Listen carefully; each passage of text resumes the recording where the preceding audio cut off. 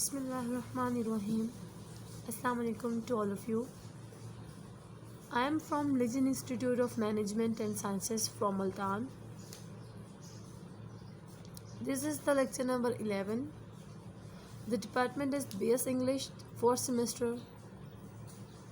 The subject is the pedagogical grammar. Today topic is tense and aspect system of English.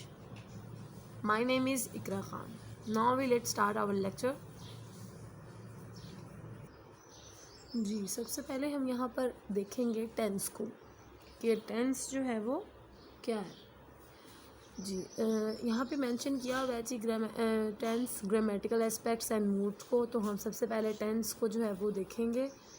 Tense में हम देख रहे हैं कि in this section there will be an explanation of what tense aspect and mood abbreviated as TAM। ठीक है, यानी tense हो गया और एस्पेक्ट हो गया एंड मूड हो गया, तो उन्होंने उसको शॉर्ट फॉर्म में TAM।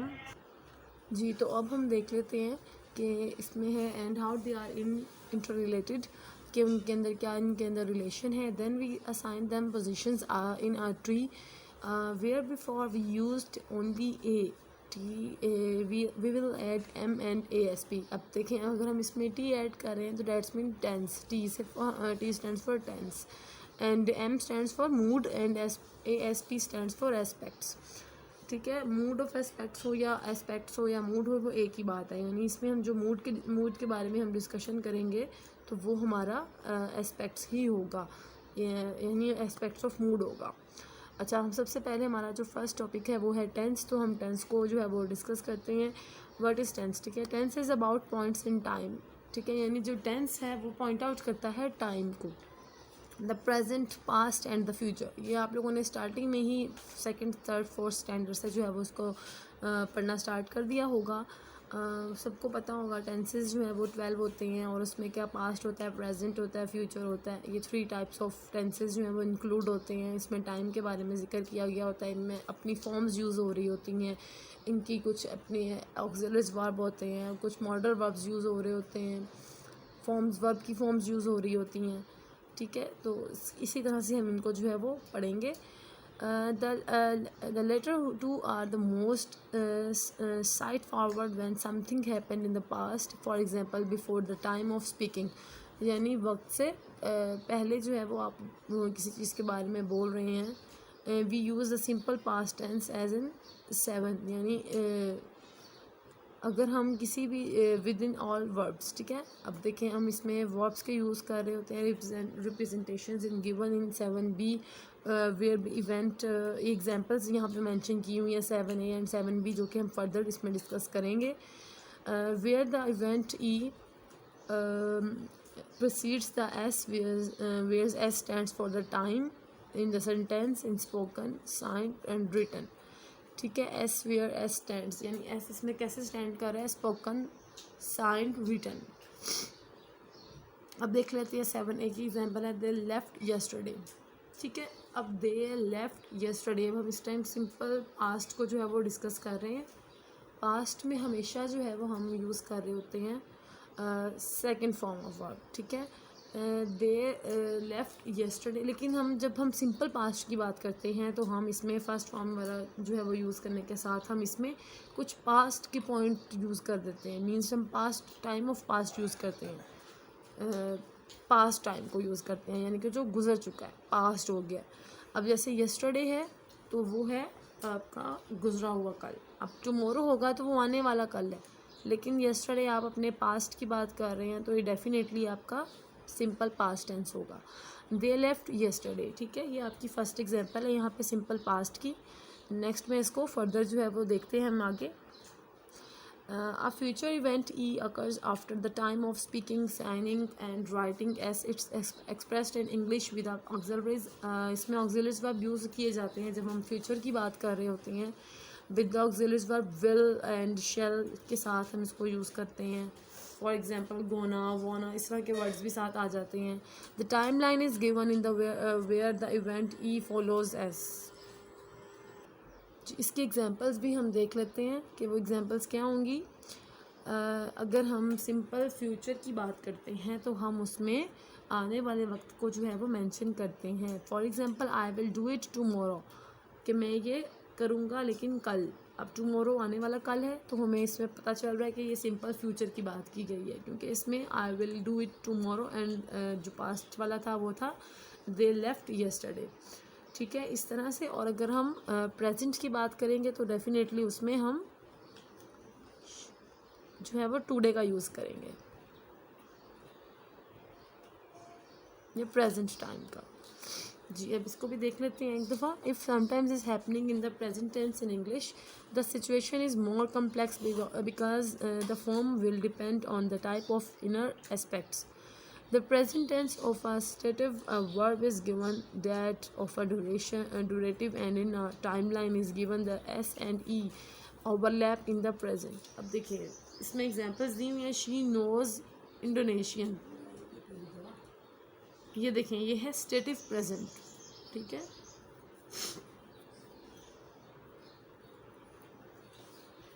कि वो जो है वो इंडोनेशियन जानती है।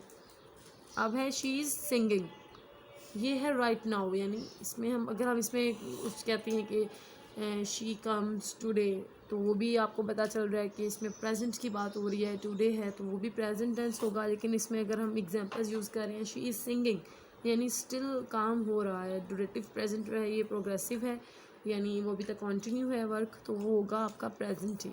शी इज़ सिंगिंग, अगर यहाँ पे होता शी वॉज सिंगिंग तो ये आपका पास्ट प्रोग्रेसिव चला जाता है, यानी पास्ट में हो रहा था कि वो गाना गा रही थी। अब हमें नहीं पता कि वो कब तक गा रही थी, यानी उसमें वॉज का वर्ड यूज़ हो गया, तो वो आपका होगा। तो ING के साथ जब आप अपनी हेल्पिंग वर्ब यूज़ करते हैं, is are am was were, तो ING वाली फॉर्म्स के साथ तो वो प्रोग्रेसिव हो जाता है। लेकिन जब आप उसमें प्रेजेंट की हेल्पिंग वर्ब यूज़ करते हैं, for example is are am, तो वो आपके ड्यूरेटिव प्रेजेंट बन जाते हैं। लेकिन जब आप उसमें वॉज वर यूज़ कर रहे होते हैं तो वो आपके पास्ट जो है वो ड्यूरेटिव बन जाते हैं।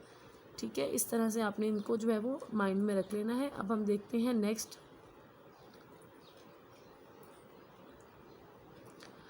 जी, तो यहाँ आ रहा है the difference between 9A and 9B।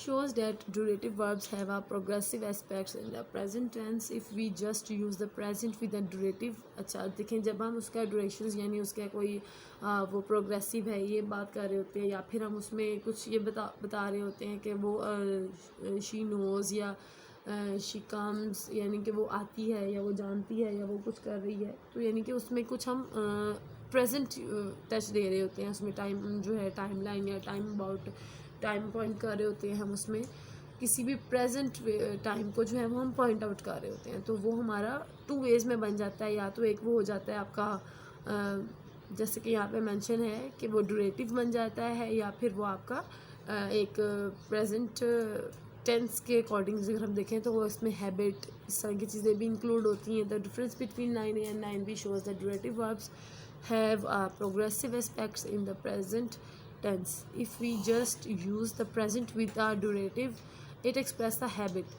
ठीक है, जब हम ड्यूरेटिव यानी कोई हम प्रोग्रेसिव टेंस को यूज़ कर रहे होते हैं तो मोस्टली उसमें जो है वो हैबिट यूज़ हो रही होती है। फॉर एग्जांपल आप कोई चीज़ जो है वो खा रहे हैं तो वो हैबिट है।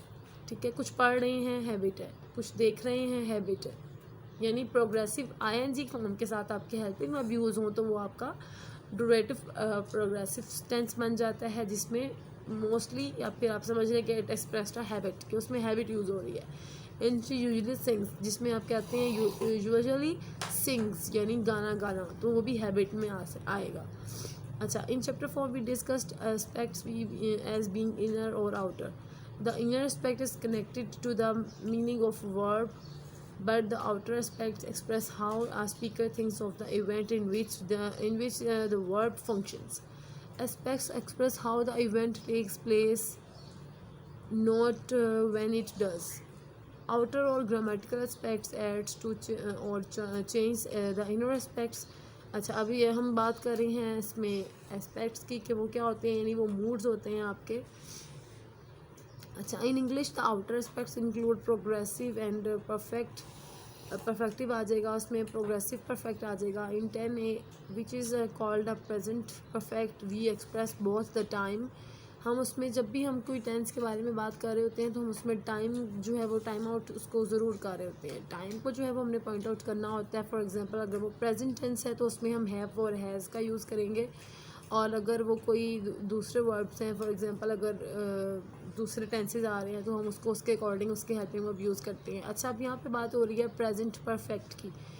तो प्रेजेंट परफेक्ट में हम यूज़ कर रहे होते हैं हैव को, सिर्फ हैव को यूज़ करते हैं बिकॉज ये प्रेजेंट परफेक्ट है।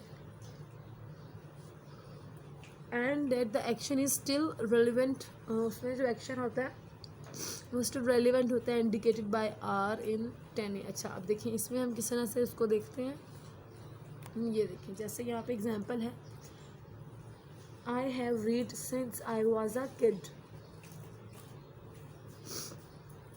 ठीक है, ये आप लोगों ने इसको पढ़ा होगा कि किस तरह से हम इसमें सिंस और फॉर का यूज़ कर रहे होते हैं परफेक्ट टेंसेस में, स्पेशली जो कि प्रेजेंट परफेक्ट हैं, पास्ट परफेक्ट है, या फिर दूसरे आ जाते हैं उसमें परफेक्ट कॉन्टिन्यूस में हम यूज़ कर रहे होते हैं।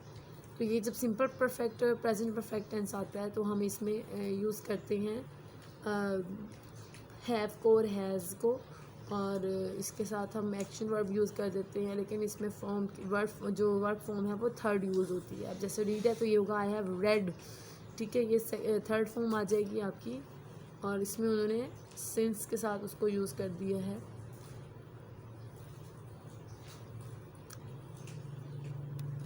जी, प्रेजेंट परफेक्ट के बाद अब पास्ट परफेक्ट की देखते हैं कि उसमें क्या, there are other combinations a past perfect in 11A यानी कि जो एग्जांपल आपके पास है with time line in 11B and a future perfect in 11C। यानी उन्होंने आपको बताया कि फर्स्ट एग्जांपल उन्होंने आपको दी है प्रेजेंट परफेक्ट की, देन पास्ट परफेक्ट की, एंड देन फ्यूचर परफेक्ट की। तो इसको हम किस तरह से जो है वो अंडरस्टैंड करेंगे, मैं आपको यहाँ से जो है वो इसको अंडरस्टैंडिंग इसकी यहाँ से आप देख सकते हैं। Timelines like these are based on the work by, अब देखें इसमें क्या आ जाएगा, the event is finished by the reference point which is 5 PM। ठीक है, अब देखें पास्ट परफेक्ट टेंस है I had finished by 5 PM। अब आपको इसमें हैड जो यूज़ हुआ है ये पास्ट का जो है वो हेल्पिंग वर्ब है, यानी आपको यहाँ से हैड से और फिनिश से पता चल रहा है कि यहाँ पे third form of verb use की गई है और यहाँ पे हेल्पिंग वर्ब जो है वो हैड यूज़ किया गया है। तो ये पास्ट परफेक्ट टेंस है, क्योंकि हैड हम हमेशा जो है वो पास्ट परफेक्ट में यूज़ करते हैं और उसमें थर्ड फॉर्म जो है वो यूज़ होती है। अब जब फ्यूचर परफेक्ट होगा तो इसमें विल आ जाएगा, विल और शैल के साथ हम हैव यूज़ करेंगे और इसी तरह से थर्ड फॉर्म यूज़ होगी। आई विल हैव या I shall have finished by 5 PM के मैं इसको इतने 5 PM तक जो है वो फिनिश कर लूँगा। ठीक है, इसमें आ जाता है इस तरह से। अगर अब हम नेक्स्ट देखें, second grammatical aspects in English in progressive which we have seen in 9B. The progressive aspects is used for durative verbs, although that the use may be spreading the stative verbs such as love and like. This aspect can be combined with the perfect and be in the present as in 9B, past or future as in respectively. A possible timeline appears in 12B for the past progressive and for the future progressive। अच्छा, अब हम देखते हैं कि ये progressive tense क्या होते हैं। जैसे कि आपने स्टार्ट में प्रेजेंट प्रोग्रेसिव में देखा था कि तो उसमें आ जाता है इज़ आर एम के साथ हम फर्स्ट फॉर्म ऑफ वर्ब और उसके साथ ING यूज़ कर देते हैं। फॉर एग्जांपल अगर हम प्रेजेंट प्रोग्रेसिव को देखें तो हमारे पास एग्जांपल्स कुछ इस तरह से होंगी कि हम उसको यूज़ कर सकते हैं, she is singing uh song. ठीक है, she is singing uh song, या फिर he is doing his work, इस तरह से आ सकता है। आई एम ईटिंग एप्पल, हम इज़ आर एम के साथ जो है वो first form of verb with ING use करते हैं। लेकिन जब हम पास्ट प्रोग्रेसिव की बात करते हैं तो मैंने आपको जैसे कि बताया है कि उसमें हम हेल्पिंग वर्ब जो है वो हम पास्ट के यूज़ करते हैं। फॉर एग्जांपल वॉज एंड वर, और साथ फर्स्ट फॉर्म ऑफ वर्ब के साथ हम ING यूज़ कर देते हैं। He was swimming. ठीक है, अब फ्यूचर प्रोग्रेसिव है तो वो होगा उसमें definitely will and shall use होगा और इसमें बी यूज़ होगा साथ, बिकॉज ये इसका जो है ये हेल्पिंग वर्ब है। He will be swimming. ठीक है, इस तरह से हम फ्यूचर प्रोग्रेसिव को कंप्लीट करेंगे। अब देखते हैं आगे, mood adds the speakers. Mood adds the speaker's perspectives on the sentence. For example, if the event is likely or not, we can use adverbs such as probably or likely or auxiliaries. The English core model auxiliaries are given in 13A with some semi-modals in 13B and some modals adverbs in 13C.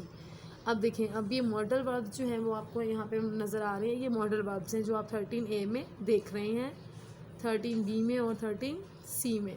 ये सारे जो हैं वो आपके model verbs हैं। May, might, can, could, will, would, shall, should, must, ought to, have to और going to, gonna, उसको oughta, have to oughta कह देते हैं आप, going to, gonna, want to, wanna, इस तरह से।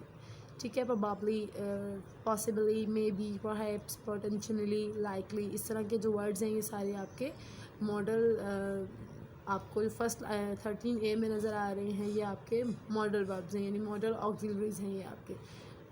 और इसी तरह से जो आपको नज़र आ रही हैं 13B में, ये आपके हैं सेमी मॉडल्स। ठीक है, यानी इसमें आप कुछ ऐड कर देते हैं प्रेपोजिशंस को, तो ये आपके सेमी मॉडल्स बन जाते हैं। एंड सम मॉडल वर्ब्स हैं, और जो 13C में है ये आपके मॉडल एडवर्ब्स हैं। Thus, tense, mood and aspects are marked through adverbs and DPs and as in 14A, or by auxiliaries as in 14B, or by affixes in particles in as in 14C. अब देख लेते हैं कि ये particles क्या हैं, affixes क्या होते हैं। जिस तरह कि आप लोगों ने स्टार्टेड में भी पढ़ा था अपने दूसरे लेक्चर्स में affixes को, तो ये उन्हीं से ही बनती हैं, यानी वर्ड को ऐड कर देना। They possibly saw him last night. अब पॉसिबली जो है वो मूड है, saw him पॉसिबली यानी कि मॉडल एडवर्ब्स को भी जो है वो मूड आप कह सकते हैं, और लास्ट नाइट यानी वो टेंस को शो कर रहा है तो वो टेंस है वो। ठीक है, आई मे हैव सीन हिम। अब देखें, इसमें मे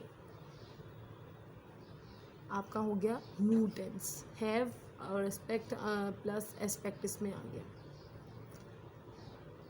जिसमें आप मतलब आपके पास यूज़ हो रहे होते हैं मॉडल वर्ब्स के साथ, आप उसमें अपने हेल्पिंग वर्ब्स या ऑक्सिलरीज वर्ब भी यूज़ करें तो वो आपका मॉडल टेंस बन जाएगा, मूड टेंस। ठीक है, यानी मॉडल टेंस या मूड टेंस। और सीन हिम यानी आप इसमें बात कर रहे हैं टेंस की, जैसे कि सीन हिम है तो पास्ट की बात है, इसमें एस्पेक्ट आ जाएगा इस तरह से, आई वॉकड अराउंड। अब देखें, अराउंड ये हो गया आपका एस्पेक्ट टेंस। जो आपने वॉक के साथ ईडी लगाया, यानी आपने इसको शो किया है कि ये आपका पास्ट इंडेफिनिट टेंस है, तो आपने वॉक पे लगाया है। इस तरह ईडी लगाने से ये आपका टेंस शो कर रहा है इधर।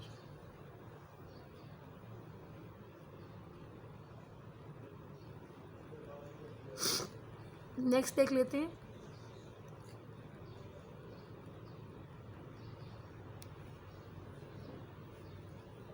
in the remainder of this section we will pay attention to the auxiliary elements, and the next section looks at the role of adverbs. Let's turn to the positions of auxiliaries in the tree. Now looking at one again, we notice that the progressive aspects marked on arguing and by the auxiliaries B was ignored in the above discussions. Adding those features to the tree is something we will do in a later chapter. For now we will say that we sets in the positions lower than to T in the indicate that is progressive in aspects, and moves to the T connected to the tense features are tree expressing that is given in।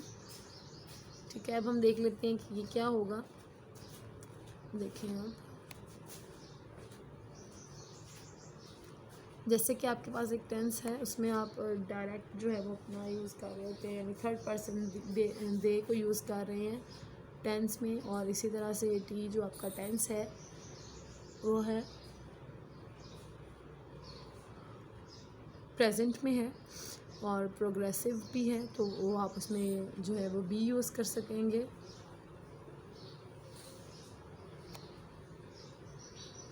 जब आप उसको voice में change करते हैं, ठीक है। ये voice में आ गया, ये थोड़ा डिटेल में है, ये आपका एक अलग से जो है वो लेक्चर होगा जिसमें आपको इन वॉइस के बारे में डिटेल में जो है वो बताया जाएगा। तो इसलिए आप इसमें ज़रा उसकी टेंशन नहीं लें कि ये क्या चीज़ है और हमें इसको अंडरस्टैंडिंग करने में थोड़ा प्रॉब्लम आ रहा है। तो इंशाल्लाह ताला ये आपके एक नेक्स्ट लेक्चर में आपको बहुत अच्छे से जो है बताया जाएगा। The trees gives a lot. अच्छा, मैं आपको यहीं से बता देती हूँ कि इसमें कुछ ऐसे हैं जिसमें हम सफिक्सेस को यूज़ कर रहे होते हैं,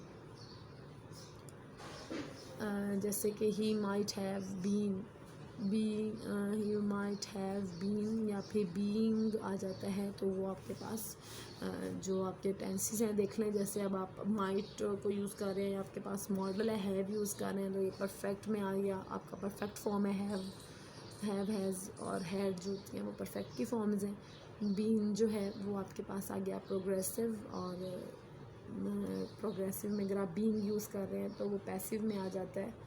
और इसी तरह से वो कमिटेड क्राइम, यानी कि कुछ सीन, यानी उसने कमिटेड किया डेट क्राइम को। तो इस तरह से एक टेंस के बहुत से पार्ट्स होते हैं। अब यहाँ पे कुछ एग्जांपल्स हैं जो कि आप देखेंगे तो आपको अंडरस्टैंडिंग थोड़ा इजी होगा, ठीक है। देखें, the model in needs an infinitive to its right, the perfect an in ED participle. अब देखें हम उसमें किस किस तरह से ई का यूज़ करके, ई एन और ई डी का यूज़ करके हम उसको पार्टिसिपल्स बना रहे होते हैं। Progressive N in I N G and passive and in ed participles. The dependence of one or other can be seen more clearly in table 5.1. अब जो टेबल आपके पास दिया हुआ है इसमें आपको बहुत अच्छे से समझ आ जाएगी। मॉडल ही माइट जो है वो मॉडल है इनफाइनाइट, जिसमें कोई भी एक्शन या एक्टिविटी जो है वो हो रही है वो इनफाइनाइट होगा, राइट, ठीक है। अब देखें, simple form of verb use हुई है, इसमें कुछ ऐड नहीं है। फर्स्ट फॉर्म ऑफ वर्ब है टेंस में, तो वो आपका इनफाइनेटिव है। प्रोग्रेसिव में आपने आईएनजी लगा दिया और हेल्पिंग वर्ब इज़ यूज़ हो गया, तो ये आपका आईएनजी प्रोग्रेसिव यानी राइटिंग हो गया, he is writing. Perfect participles में अगर हम देखें तो ही हैज़ रिटन आ जाता है, यानी ईएन के साथ पार्टिसिपल बन जाते हैं, आईएनजी के साथ भी पार्टिसिपल्स बनते हैं, और पार्टिसिपल्स जो हैं वो ईडी के साथ भी बनते हैं। अब परफेक्ट पार्टिसिपल्स जो हैं वो ईएन या फिर ईडी के साथ ही बनेगा, लेकिन जब प्रेजेंट पार्टिसिपल होगा तो वो आईएनजी के साथ ही हमेशा इंक्लूड होगा। अब देखें, जैसे परफेक्ट पार्टिसिपल्स है तो ही हैज़ रिटन आ गया है, या फिर ही हैज़ प्लेड भी आ सकता है, ईडी और ईएन के साथ आपका पार्टिसिपल बनेगा। पैसिव पार्टिसिपल्स क्या होंगे, द बुक इज़ रिटन, ठीक है, यानी उसमें हेल्पिंग वर्ब्स के साथ जो है वो यूज़ होगा, और जबकि जो आपका सब्जेक्ट है वो ऑब्जेक्ट की जगह ले लेगा, और जो आपका ऑब्जेक्ट है वो सब्जेक्ट की जगह पे आ जाएगा। इस तरह से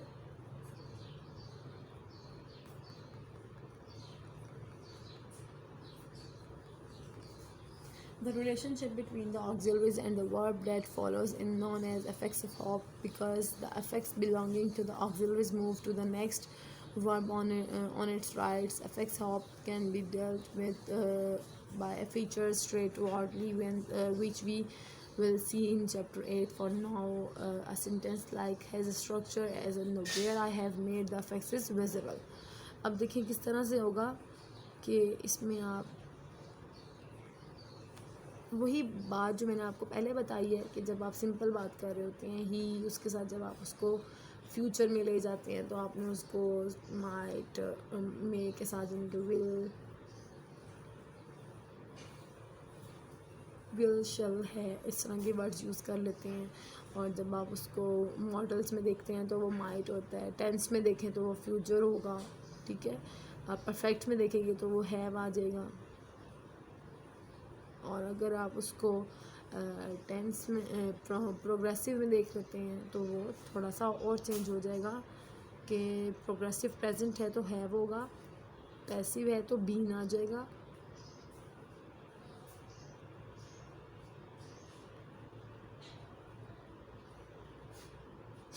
ठीक है। अगर प्रोग्रेसिव प्रेजेंट है तो वो बीइंग आ जाएगा।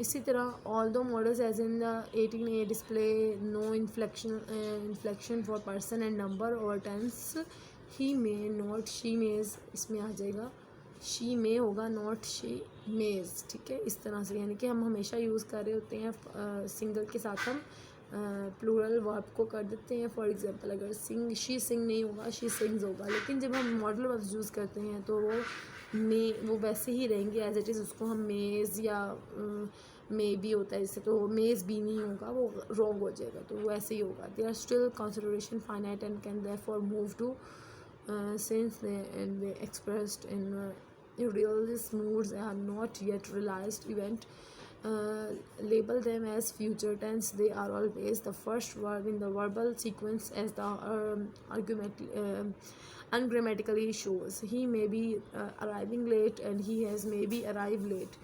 अब देखिए जैसे he may be arriving late and he has made arrive late, तो वो जैसे कि आप 18B देख रहे हैं तो वो होगा अनग्रामेटिकली रॉन्ग, यानी कि ये डेफिनेटली रॉन्ग होगा। जबकि ए वाला जो ग्राफ देखें उसमें हम मॉडल वर्ब्स में कोई चेंजिंग नहीं करते, बिकॉज जो मे है वो वैसे ही रहेगा, तो हम उसको मेड या मेज जो है वो नहीं बनाएंगे, तो वो रॉन्ग हो जाएगा, अनग्रामेटिकली रॉन्ग होगा, ठीक है। Models are divided into root, deontic and epistemic meanings as in.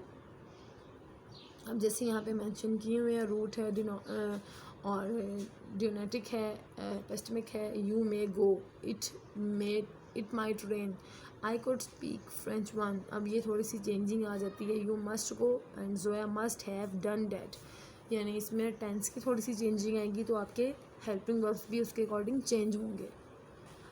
Next हम इसको देख लेते हैं। A root meaning involves ability, permissions or obligations. Epistemic meanings revolve around possibility and likelihood. Plumers is helpful for more on mood and modality. Structurally, the two kinds of models are interesting in that the dialectic as needs as activity verb as in complement and cannot have other auxiliaries following it as in noun shows the must has to be epistemic. For example, we discussed about जब हम बात कर रहे होते हैं कि हमने simple की यू मस्ट गो, तो हम उसमें जब हम सिंपल बात करें यू मस्ट गो, बट जब हम इसको कहते हैं ये होता है डायनोटिक, जब हम उसको एपिस्टेमिक कह देते हैं तो वो होगा you he must have gone. जैसे हम डायरेक्ट इनडायरेक्ट में जो है वो रीड कर रहे होते हैं जी, जैसे हम ठीक है आ जाते हैं उसमें, जब डायनोटिक होगा तो यू मस्ट गो, लेकिन जब उसमें टेंस थोड़ा सा चेंज हो जाएगा, यानी वो आपके परफेक्ट में चला जाएगा एपिस्टेमिक, तो ही मस्ट हैव गॉन, ठीक है। इस तरह से इसमें थोड़ी सी चेंजिंग्स जो हैं वो आएंगी।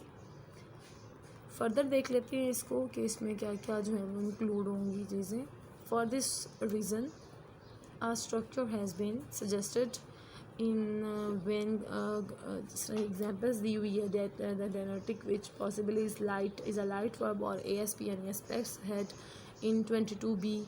Both models move to t any tense, but because the epistemic starts out higher, it can have a perfect and other aspectual auxiliaries follow it. अब देखिए यहाँ पे इसको मेंशन किया हुआ है एग्जांपल्स के साथ, और जो बनाई हुई है डायग्राम्स को अगर आप देख लें अच्छे से, तो आई थिंक आपको ये अंडरस्टैंडिंग में थोड़ी सी भी जो है वो इसको कोई भी डिफ़िकल्टी आपको फेस नहीं करनी पड़ेगी। अब जैसे टेंस है तो उसमें हम देख रहे हैं शी के साथ हम माइट यूज़ करेंगे, और माइट जो है वो आपका मॉडल वर्ब है। परफेक्ट टेंस में आप यूज़ करते हैं डेफिनेटली हेल्पिंग वर्ब्स को, हैव को, तो शी माइट हैव, ठीक है। शी अगर हम उसको दूसरी तरफ देखें एस्पेक्ट्स में, तो she must have, she must go और शी माइट हैव, ठीक है, तो वो इस तरह से थोड़ी सी चेंजिंग होगी। She might have seen him, she must go, ठीक है, ये थोड़े से चेंजिंग हो जाएंगे मॉडल वर्ब्स के साथ।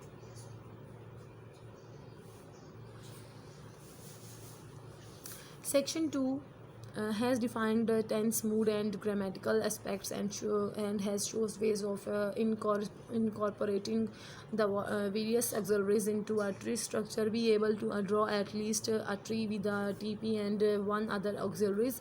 अब जैसे आपको इसमें डिफरेंस पता चल गया है कि auxiliaries मॉडल वर्ब्स और auxiliaries वर्ब मॉडल वर्ब्स और हेल्पिंग वर्ब्स, इनमें क्या डिफरेंस है, तो आई थिंक आपको आगे नेक्स्ट इनमें अंडरस्टैंडिंग में भी कोई इशू जो है वो फेस नहीं करना पड़ेगा। लेकिन अगर आप लोगों को आपका कॉन्सेप्ट यहाँ पे क्लियर नहीं होता है कि मॉडल वर्ब्स क्या हैं और ऑक्सिलरीज वर्ब क्या हैं और हेल्पिंग वर्ब्स क्या हैं, लिंकिंग वर्ब्स क्या हैं, तो फिर आपको नेक्स्ट जो है वो अंडरस्टैंडिंग में डेफिनेटली जो है वो डिफ़िकल्टीज़ जो है वो पेश आएंगी, आपको थोड़ा सा प्रॉब्लम होगा इसको अंडरस्टैंड करने में। लेकिन अगर आप इसको अच्छी तरह से देख लेते हैं कि linking verb, helping verb, auxiliaries verb and modal verbs क्या हैं, तो आई थिंक ये बहुत ईजी हो जाएगा इसको अंडरस्टैंड करना। तो सबसे पहले मैं एक बार फिर जो है वो आपको बता दूं कि लिंकिंग वर्ब्स जो हैं वो इज़ आर एम, यानी आपके मेन वर्ब को जो लिंक कर रहे होते हैं, उनको थोड़ा सपोर्ट कर रहे होते हैं, तो वो आपके लिंकिंग वर्ब और हेल्पिंग वर्ब्स होते हैं। ये सेम ही है, linking verb and helping verbs. लेकिन जो मॉडल वर्ब्स हैं, जैसे कि मैंने आपको स्टार्टिंग में भी बताया है कि मॉडल वर्ब्स जो होते हैं वो होते हैं can, could, shall, should, will, would, इस तरह से आ जाते हैं। कैन, कुड से यानी मे, माइट, बी, इस तरह के आ जाएंगे। तो ये आपके मॉडल वर्ब्स हैं। ठीक है, अब हम देख लेते हैं कि इसमें किस तरह से उसको ये सारी वैसे बी की फॉर्म्स हैं। अब टीपी एडवर्बियल्स में आप देख लेते हैं। वी जस्ट सा how crucial auxiliaries are to be expressions of aspects and mood. Adverbial adds information as well as that what this section is about. We will see two types of structural representations.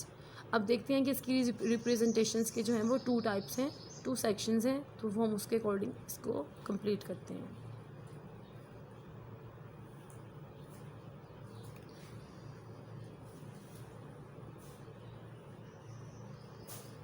The term adverbial refers to a function. अब जो adverbial की term है वो refer करती है functions को that can be filled by a PP यानी DP and adverbials. इसमें आ जाएगा कि आपके पास जो हैं we have encountered adverbials inside VPs and these can be in fact be all kinds of phrases as shown in 23rd A, यानी examples में show किया गया है। Some of adverbials expressing temporal meanings are fun. जी, जैसे यहाँ पे हैं एग्जाम्पल्स, ही मेल्ड, ठीक है, quickly yesterday out of blue. He emailed quickly yesterday out of the blue.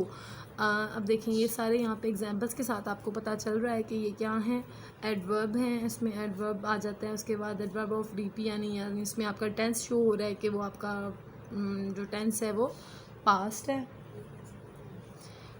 उसके बाद आप देखते हैं आउट ऑफ द ब्लू, यानी ये आपका जो है वो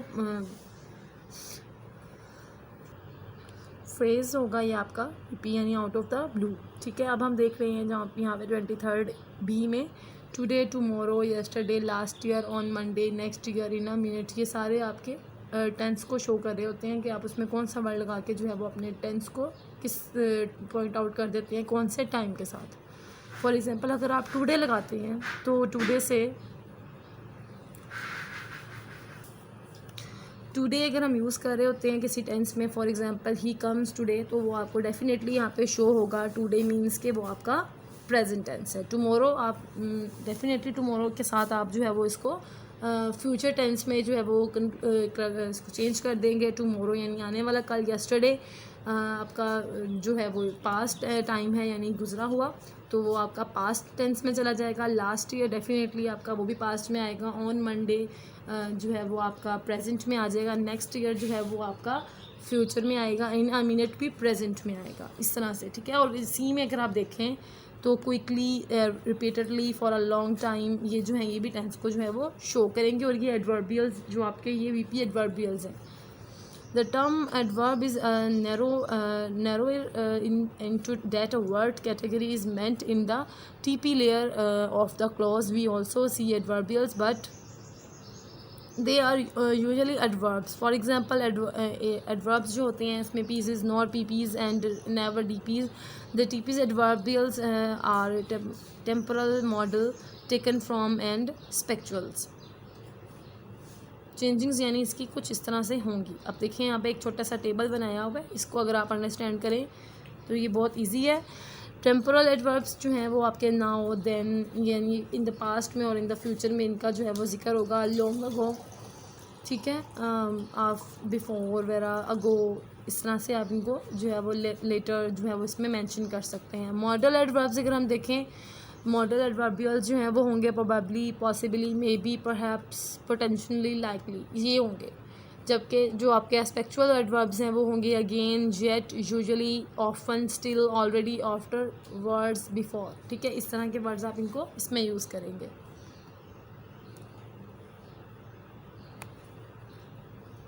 सम आर एम्बिगुअस, यानी कुछ जो है वो उसमें बहुत छुपे हुए होते हैं। Soon and once can express either tense और aspects. The structure for VP adverbials that we used in chapter 3 in either as sisters to B as in और चॉम्स्की एडजॉइंट, जैसे कि चॉम्स्की जो कि थ्योरीज देता था इसके बारे में, उसके अकॉर्डिंग जो है वो एक टेबल है, ये देखें इस तरह से। आई होप आपको यहाँ से अंडरस्टैंडिंग हो जाएगी, ये बहुत ईजी है